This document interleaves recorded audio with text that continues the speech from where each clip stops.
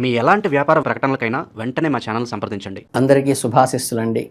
ఈ మీనరాశి వారికి రాబోతున్న సెప్టెంబర్ మాసంలో మీనరాశి వాళ్ళకి ఆర్థికంగా కానీ, కుటుంబ పరంగా కానీ, ఆరోగ్యపరంగా తీసుకోవాల్సిన జాగ్రత్తలు, ఈ మీనరాశి విద్యార్థులకి జరగబోయేటువంటి గ్రహస్థితులు ఏమిటో ఇప్పుడు తెలుసుకుందాం. ఈ మీనరాశి వారికి సెప్టెంబర్లో మిశ్రమ ఫలితాలని గణనీయంగా ఇస్తుంది. అలాగే అద్భుతమైన విజయాలను అందిస్తుంది. ఈ నెలలో మీ జీవితంలో వృత్తి, విద్య పరంగా మీరు ఎంతో వృద్ధిలోకి తీసుకోవడం. ఈ స్కిల్డ్ లేబర్ అంటారు కదా, ఈ స్కిల్డ్ లేబర్కి ఏంటంటే సాపేక్షంగా విజయవంతంగా ఉండబోతోంది. ముఖ్యంగా జీవితంలో మీరు ఆశించిన పురోగతి ఏదైతే ఎక్స్పెక్టెడ్ గ్రోత్ ఉందో అదంతా కూడా వస్తుంది. అలాగే మీ చర్యలు మీ భవిష్యత్తును తీర్చిదిద్దడంలో అంటే దానికి ప్రణాళికగా ముందుగా ఇవి పునాదులుగా ఉపయోగపడతాయి. అలాగే వృత్తి మరియు వ్యాపార రంగాల్లో పరిశీలించినప్పుడు ఈ నెలలో ఉద్యోగస్తులకు అత్యంత ఉత్సాహకంగాను ఉత్పాదకంగా అంటే ప్రొడక్టివిటీగా కూడా ఉంటుంది. అట్లాగే మీకున్న అంకిత భావం, సృజనాత్మకత మరియు కష్టపడి పనిచేసేటువంటి మీ లక్షణం ఏదైతే ఉందో, ఒళ్ళు ఉంచుకోకుండా పనిచేసే లక్షణం, మీ పై అధికారులు మీ పనితీరును గ్రహించి మీకు నూతన కీలకమైన బాధ్యతలు అప్పచెప్తారు. ఈ కీలకమైన కొత్త బాధ్యతల వల్ల మీ ఇమేజ్ ఒక్కసారిగా గ్రోత్ రావటం కాక మీరు ఐడెంటిఫై అవుతారు.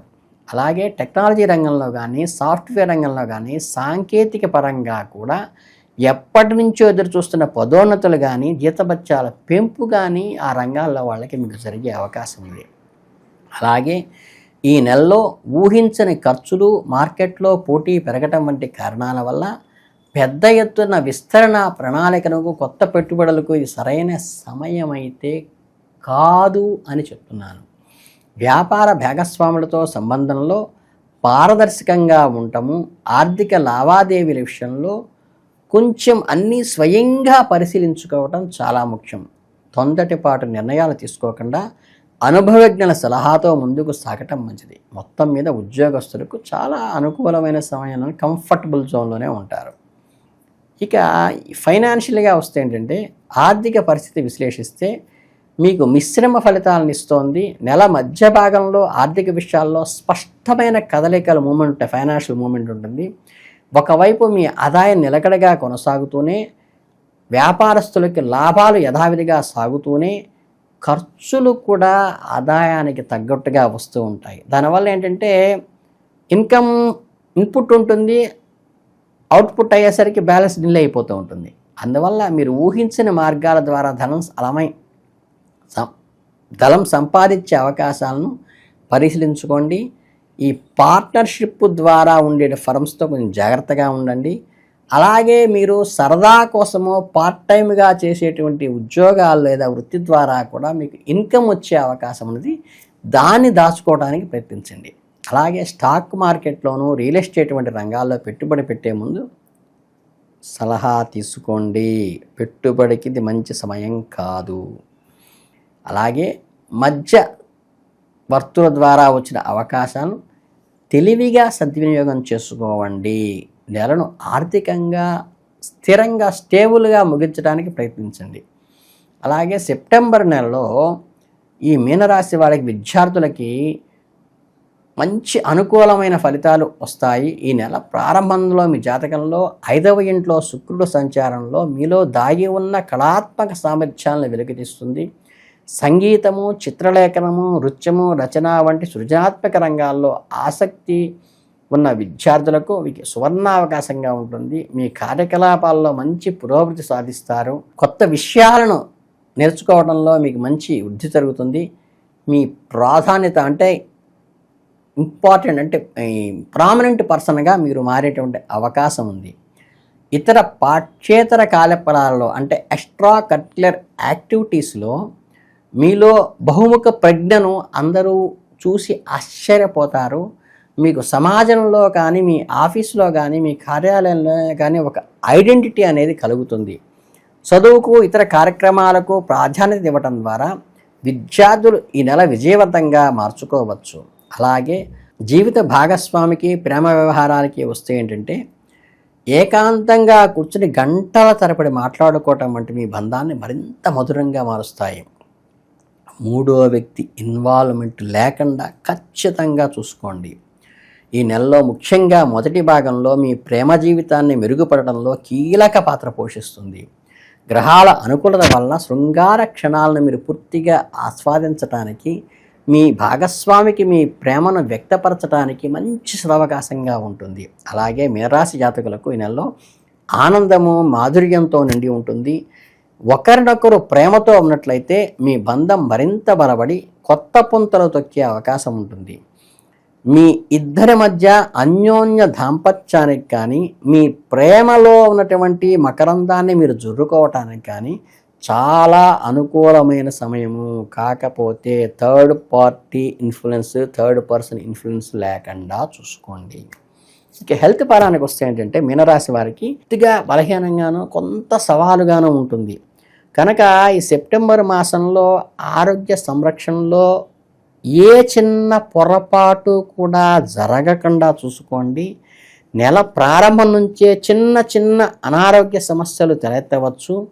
నెల 13వ తేదీ తర్వాత కుజుడు మీ జాతకంలో 9వ స్థానానికి మారటం వల్ల ప్రమాదాన బారి పడే అవకాశాలు తగ్గుతాయి.